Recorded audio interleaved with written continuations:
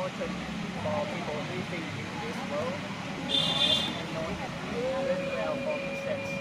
Kindness is five precepts, and then we living very happy and because we study about Buddha teachings and techniques Buddha teaching for the middle path.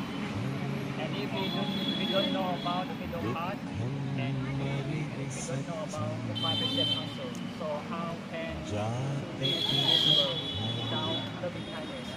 So if we have loving kindness, it means we have five precepts too.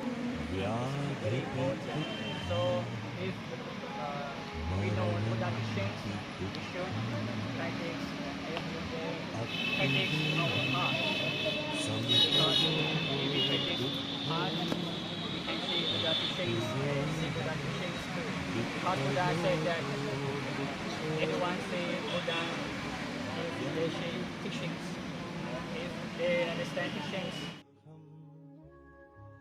संखित्तेन पञ्चुपादानखन्धा